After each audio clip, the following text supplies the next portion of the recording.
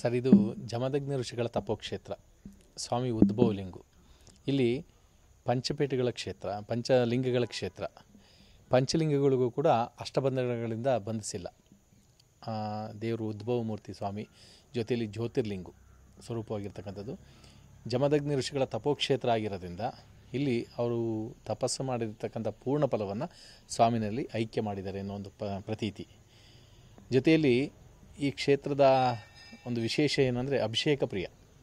ಭಗವಂತನಿಗೆ ಅಭಿಷೇಕ, ರುದ್ರಾಭಿಷೇಕ, ಕ್ಷೀರಾಭಿಷೇಕಗಳಾಗ್ತವೆ, ಉತ್ತಮವಾಗಿರ್ತಕ್ಕಂಥದ್ದು. ಮತ್ತು ತುಂಬೆ ಹೂವಿನ ಪ್ರಸಾದ ಅಂತೇಳಿ ವಿಚಾರದ ಎಲ್ಲರೂ ಕೂಡ ಹೇಳಿರ್ತಾರೆ. ಆ ಪ್ರಸಾದ ನಿರ್ಣಯ ಭಗವಂತನ ಒಂದು ಆದೇಶ ಇದ್ದಾಗಿರುತ್ತೆ, ಒಳ್ಳೆಯದಾಗುತ್ತೆ ಸರ್. ಇಲ್ಲಿ ನವಿಲು ಮತ್ತು ನಾಗರಾವು ಎರಡೂ ಕೂಡ ಪರಸ್ಪರ ಸ್ವಾಮಿಯನ್ನು ಪೂಜೆ ಮಾಡ್ತಿದ್ದು ಅನ್ನೋ ಒಂದು ಪ್ರತೀತಿ ಇರೋದ್ರಿಂದ ಉರುಗ ಮಯೂರಪುರ ಅಂತೇಳಿ ಸಂಸ್ಕೃತದಲ್ಲಿ ಹೆಸರು ಬರುತ್ತೆ. ಅದನ್ನು ಉರುಗ ಅಂದರೆ ನಾಗರಾವು, ಮಯೂರ ಅಂದರೆ ನವಿಲು, ಅದರಿಂದ ನಾಗರ ನವಿಲೆ ನಾಗೇಶ್ವರ ಸ್ವಾಮಿ ಅಂತಲೇ ಹೆಸರು ಬಂತು. ವಿಶೇಷಿತವಾಗಿ ಈ ಸ್ಥಳ ಐತಿಹಾಸಿಕವಾದಂಥ ವಿಚಾರವನ್ನು ಹೇಳ್ತಾ ಹೋಗುತ್ತೆ. ಪಂಚಲಿಂಗಗಳು ಪಂಚಲಿಂಗಗಳು ಅಂದರೆ ನಾಗೇಶ್ವರ ಸ್ವಾಮಿ ಮತ್ತು ಮಲ್ಲೇಶ್ವರ ಮತ್ತು ಸಿದ್ದೇಶ್ವರ, ಸೋಮೇಶ್ವರ, ಬ್ರಹ್ಮಲಿಂಗೇಶ್ವರ ಅಂಥೇಳಿ 5 ಲಿಂಗಗಳನ್ನು ಸ್ಥಾಪನೆ ಮಾಡಿದ್ದಾರೆ ಇಲ್ಲಿ. ಅಂದರೆ ಇದು ಸ್ವಾಮಿ ಉದ್ಭವಲಿಂಗು, ಜ್ಯೋತಿರ್ಲಿಂಗು. ಪ್ರತಿನಿತ್ಯ ಭಕ್ತರನ್ನು ತುಂಬ ಸಂಖ್ಯೆಯಲ್ಲಿ ಬರ್ತಾ ಇದ್ದಾರೆ ಸರ್. ಸರ್ಪದೋಷಗಳಿಂದ ಇರ್ತಕ್ಕಂಥವ್ರಿಗೆ ಆಶ್ಲೇಷ ಪೂಜೆ, ನಾಗಪ್ರತಿಷ್ಠಾಪನೆಯನ್ನು ಮಾಡಿಸ್ತೀವಿ. ಆ ಒಂದು ಪ್ರತೀಕವಾಗಿ ಸರ್ಪದೋಷಗಳು ನಿವಾರಣೆ ಆಗುತ್ತೆ. ಪ್ರತಿ ದಿನವೂ ಕೂಡ ಪೂಜೆಗಳಿರುತ್ತೆ.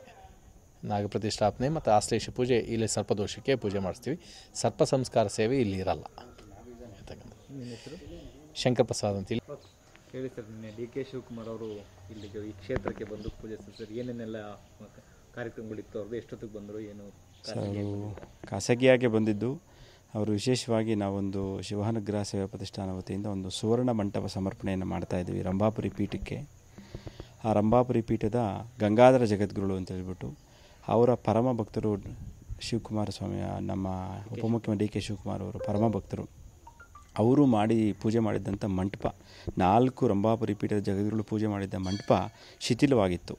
ಆಗ ನಾವು ರಂಭಾಪುರಿ ಪೀಠಕ್ಕೆ ಹೋಗಿ ಈಗಿರ್ತಕ್ಕಂಥ ವೀರಸೋಮೇಶ್ವರ ಜಗದ್ಗುರುಗಳನ್ನು ಭೇಟಿ ಮಾಡಿ ನಮ್ಮ ಟ್ರಸ್ಟ್ ವತಿಯಿಂದ ಈ ರೀತಿ ಮಾಡಿಕೊಡ್ಬೇಕು, ನೀವು ಕೊಡಿ ಅಂತ ಹೇಳಿದಾಗ ಅದು ನಮಗೆ ಕೊಟ್ಟಿದ್ದರು. ಅದನ್ನು ಎಲ್ಲ ಸರಿ ಮಾಡಿ ಅದನ್ನು ಈಗ ನವ ಲೋಹದಲ್ಲಿ ಮಾಡಿ ಸ್ವರ್ಣಲೇಪಿತವನ್ನು ಮಾಡಿ ಈಗ ಅದನ್ನು ರೆಡಿ ಮಾಡಿ 13ನೇ ತಾರೀಕು ಅದನ್ನು ಲೋಕಾರ್ಪಣೆ ರಂಭಾಪುರಿ ಜಗದ್ಗುರು ಬಂದು ನಮ್ಮ ಮನೆಯಲ್ಲೇ ವಿಶೇಷ ಪೂಜಾ ಕೈಂಕರ್ಯ ನಡೆಸಿ, ಅದೇ ರೀತಿಯಾಗಿ ನಡುವಿನಕೆರೆ ಕಾಡಸಿದ್ದೇಶ್ವರ ಮಠ ಸ್ವಾಮೀಜಿಗಳು ಮತ್ತು ಒಂದು 5 ಜನ ಸ್ವಾಮಿಗಳು ಮತ್ತು ಹಂದನಕೆರೆ ಗಿರಿಸಿದ್ದೇಶ್ವರ ಸ್ವಾಮಿಯವರ ಸಮ್ಮುಖದಲ್ಲಿ ಅವತ್ತು ರಂಭಾಪುರಿ ಜಗದ್ಗುರುಗಳ ಸಾನ್ನಿಧ್ಯದಲ್ಲಿ ನಮ್ಮ ಕ್ಷೇತ್ರದ MLA ಆಗಿರ್ತಕ್ಕಂಥ ಬಾಲಕೃಷ್ಣವರ ಒಂದು ಸಾನ್ನಿಧ್ಯದಲ್ಲಿ ಅವತ್ತು ಅರ್ಪಣೆಯನ್ನು ಮಾಡಿದ್ದು. ಅವತ್ತು ಶಿವಕುಮಾರ್ ಅವರು, ನಮ್ಮ ಡಿ ಕೆ ಶಿವಕುಮಾರ್ ಅವರು ಬರಲಿಕ್ಕೆ ಆಗಲಿಲ್ಲ ಅವತ್ತು ಕಾರಣಾಂತರದಿಂದ. ಹಂಗಾಗಿ ಇನ್ನೊಂದು ದಿನ ನಾನು ಬರ್ತೀನಿ ಅಂತೇಳಿ ವಾಗ್ದಾನ ಕೊಟ್ಟಿದ್ದರು ನಮಗೆ.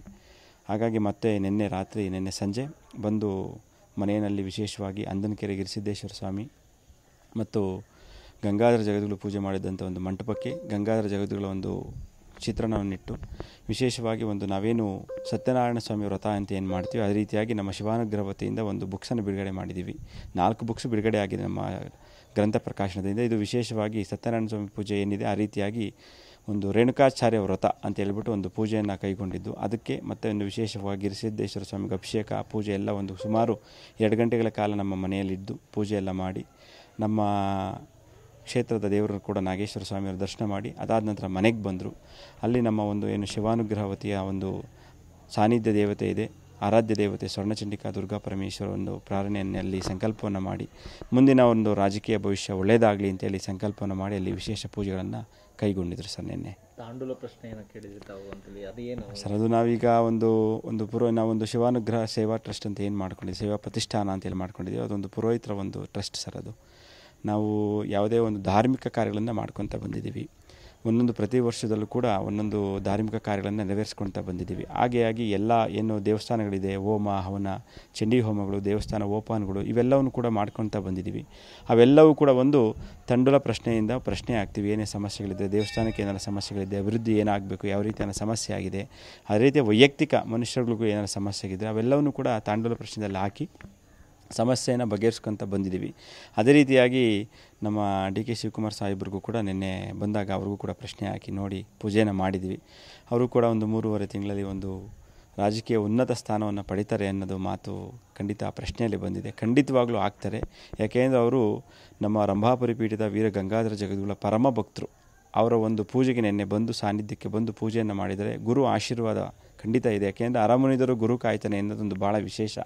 ಆ ಗುರು ಸಾನ್ನಿಧ್ಯದಲ್ಲಿ ಬಂದು ಆ ಸುವರ್ಣ ಮಂಟಪಕ್ಕೆ ಪೂಜೆಯನ್ನು ಮಾಡಿ ಏನು ಸಲ್ಲಿಸಿದ್ದಾರೆ, ಖಂಡಿತವಾಗ್ಲೂ ಅವರಿಗೆ ಒಂದು ಸ್ಥಾನ ಸಿಗುತ್ತೆ ಅನ್ನೋದ್ರಲ್ಲಿ ತಪ್ಪಿಲ್ಲ ಸರ್. ಖಂಡಿತ ಪ್ರಶ್ನೆಯನ್ನು ಅವ್ರ ಸಮ್ಮುಖದಲ್ಲೇ ನೀವು ಕೇಳಿದ್ರ ಅದರಲ್ಲಿ ಅವ್ರು CM ಆಗ್ತಾರೆ ಅಂತೇಳಿ ಒಂದು ಅನುಗ್ರಹ ಆಯ್ತಾ?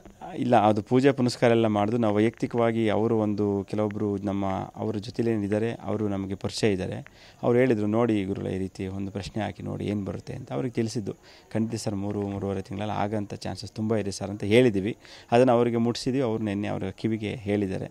ಆಯಿತು, ಖಂಡಿತ ಒಳ್ಳೆಯದಾಗಲಿ. ಮತ್ತೊಮ್ಮೆ ಬಂದು ನಿಮ್ಮ ಕ್ಷೇತ್ರದಲ್ಲಿರ್ತಕ್ಕಂಥ ಸ್ವರ್ಣಚಂಡಿಕಾ ದುರ್ಗಾ ಪರಮೇಶ್ವರಿ ದರ್ಶನ ಮಾಡ್ತೀನಿ.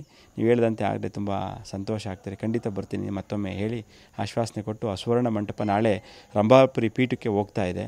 1 ತಿಂಗಳ ಕಾಲ ಸತತವಾಗಿ ಇನ್ನು ಅಲ್ಲೇ ಪರ್ಮನೆಂಟಾಗಿ ರಂಭಾಪುರಿ ಪೀಠದಲ್ಲಿ ಇರ್ತದೆ. ಅದು ಇನ್ನು ಪೂಜಾ ಕೈಂಕರ್ಯಕ್ಕೆ ರಂಭಾಪುರಿ ಪೀಠಕ್ಕೆ ಇವತ್ತು ತಾಂಡೋಗಿ ಅದನ್ನು ಸಲ್ಲಿಸ್ತಾ ಇದ್ದೀವಿ ಸರ್. ತಾಂಡೂಲ ಪ್ರಶ್ನೆ ಅಂದರೆ ಏನು, ಮತ್ತು ತಾಂಡೂಲ ಪ್ರಶ್ನೆಯಲ್ಲಿ ಅವ್ರಿಗೇನು CM ಆಗ್ತಾರೆ ಅಂತ ಅನುಗ್ರಹ ಆದ ನಂತರ ದೇವಿಯಿಂದನೂ ಕೂಡ ಅನುಗ್ರಹ ಆಯಿತು ಅಂತ ಹೇಳಿದ್ರು. ಖಂಡಿತ. ಈಗ ತಾಂಡೂಲ ಪ್ರಶ್ನೆ ಅಂದರೆ ಈಗ ಯಾವುದೇ ಒಂದು ಮನುಷ್ಯ ಇದ್ದರೆ ಅವರ ಒಂದು ಪ್ರಶ್ನೆ ಮುಖಾಂತರ ಆಗ್ತೀವಿ.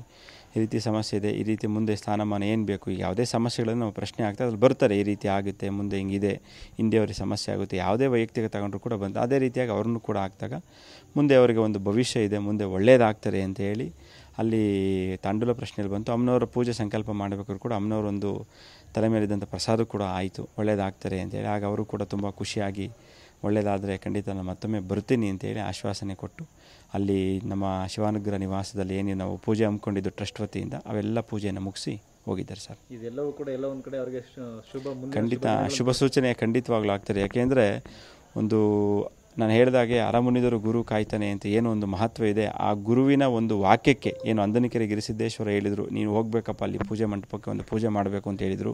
ನಡುವೆಂಕೆರೆ ಶ್ರೀಗಳು ಕೂಡ ಹೇಳಿದರು. ಆ ಪ್ರಕಾರವಾಗಿ ನಿನ್ನೆ ಯಾವುದೇ ರೀತಿಯ ಒಂದು ಎಸ್ಕಾರ್ಟ್ ಇಲ್ಲ, ಯಾವುದೂ ಕೂಡ ಇಲ್ಲ. ವೈಯಕ್ತಿಕವಾಗಿ ಬಂದು ಮನೆಯಲ್ಲಿ ಆ ಪೂಜೆಯನ್ನು ಸಲ್ಲಿಸಿದರೆ ಖಂಡಿತ ಆ ಒಂದು ಗುರು ಮುಖೇನ ಅವರಿಗೆ ಒಳ್ಳೆ ಒಂದು ಯೋಗ ಪ್ರಾಪ್ತಿ ಆಗ್ತದೆ ಸರ್. ಖಂಡಿತ ನಮ್ಮ ತಾಂಡೂಲ ಪ್ರಶ್ನೆಯಿಂದ ಆಗ್ತಾರೆ ಅನ್ನೋ ಒಂದು ಭರವಸೆ ಖಂಡಿತ.